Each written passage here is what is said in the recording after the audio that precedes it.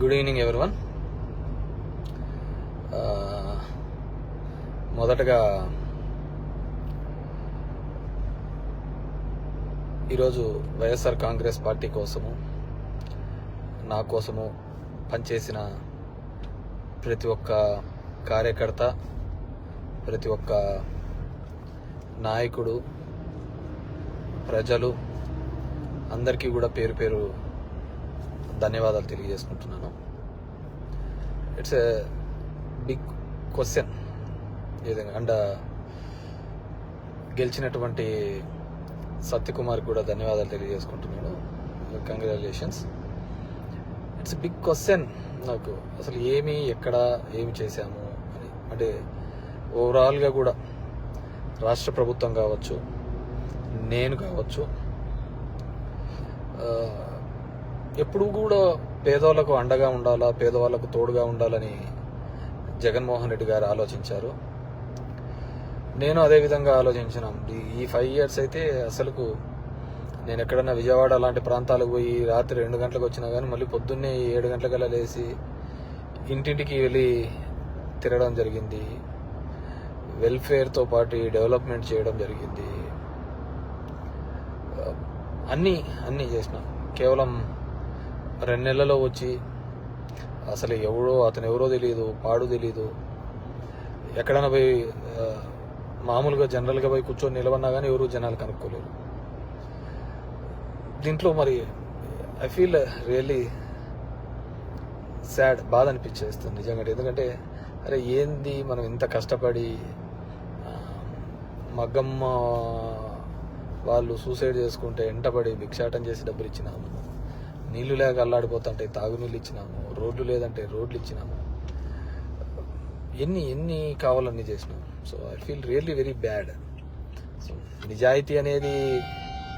నిజాయితీగా ఉంటే సరిపోదు, కేవలం అబద్ధాల మీదే బతుకుతేనే బాగుంటుందనే ఆలోచన ఉందేమో తెలియదు. కానీ మనం అది ఆడలేకపోయినాం. ప్రతిసారి కూడా ఇంటికి వచ్చిన ఎవరికే కానీ ఇబ్బంది పెట్టకూడదు, న్యాయం చేయాలనే ఒక ఆలోచన ధోరణితోనే పనిచేసుకుంటూ రావడం జరిగింది. కానీ దురదృష్టం, అదే జగన్మోహన్ రెడ్డి కూడా అంతే. మొట్టమొదటిసారి ఒక నాయకుడు పేదవాళ్ళకు మేలు జరగాలి అని ఆలోచించాడు. మేబీ సంక్షేమం ఎక్కువగా చేసి ఉండొచ్చు, ఎప్పుడు లేనంత మాత్రాన అభివృద్ధి జరగలేదు అనేది మాత్రం అబద్ధమే కదా. మీ గ్రామాల్లో ఉన్న సచివాలయాలు కావచ్చు, హాస్పిటల్స్ కావచ్చు,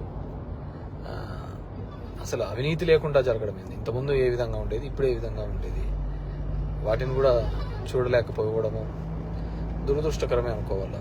సో ఏదేమైనప్పటికీ కూడా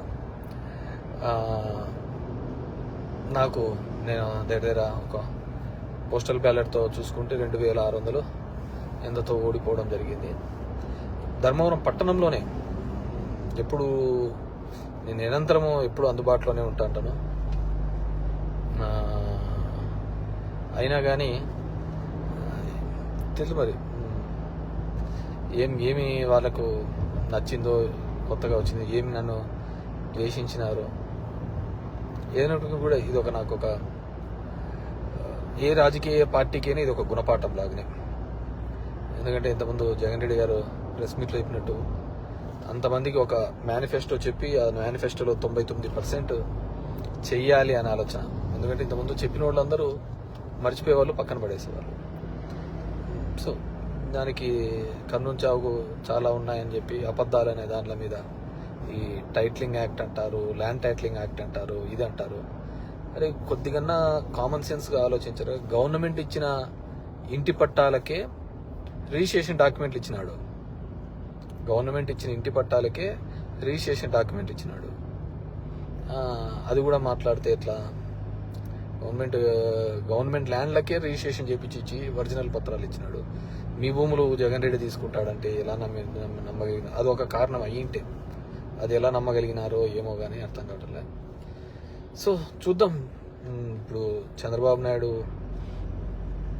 తన అనుభవంతో సంపద సృష్టించాడు. ఏ రోజు సంపద సృష్టించినాడో కూడా తెలియదు. ఆయన ఇంతవరకు ఎప్పుడు సంపద సృష్టించినది, ఎప్పుడు అప్పులు పెట్టిపోయినాడే తప్ప 14 సంవత్సరాలుగా ముఖ్యమంత్రిగా ఉన్నప్పుడు సంపద ఎప్పుడు సృష్టించలేదన్నమాట. సో సంపద సృష్టిస్తాడన్నాడు. ఎప్పుడూ లేని విధంగా సచివాలయంలో 1,50,000 జాబ్స్ ఇప్పించడం జరిగింది. ఇవన్నీ కూడా ఇక్కడ క్యాలిక్యులేషన్లోకి రాలేదు. జనం దగ్గరికి సేవలు రావాలి. కరోనా లాంటి క్లిష్టమైన పరిస్థితిలో ఆ కుటుంబానికి తోడుగా ఉన్నాడు. మేబీ మనుషులు అంటే అలాగే ఉంటారేమో మరి తెలియదు. కానీ ఏదైనప్పటికీ కూడా నా పార్టీ కోసము నిరంతరము కష్టపడిన వైఎస్ఆర్ కాంగ్రెస్ పార్టీ కార్యకర్తలకు, నాయకులకు, నాకు ఓటు వేసి నా ప్రజలకు అందరికీ కూడా పేరు పేరున ధన్యవాదాలు. మా నాయకులకి, కార్యకర్తలకు కూడా ఒకటే చెప్పదలుచుకున్నాను.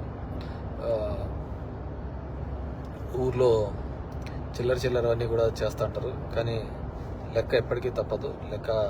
లెక్కలు ప్రతి ఒక్కరు ఉంటాయి. కాబట్టి అందరూ కూడా సమన్వయంతో ఉండండి. మనం ఎవరికే కానీ చెడుపు చేసినది లేదు, ఇది లేదు. మన గడప శత్రువు తొక్కినా ఆ శత్రువుకు మంచి చేసేది తప్ప చెడు చేయలేదు అనమాట. సరే, కొన్ని అనివార్య కారణాల వల్ల మనం ఓడిపోయి ఉండొచ్చు.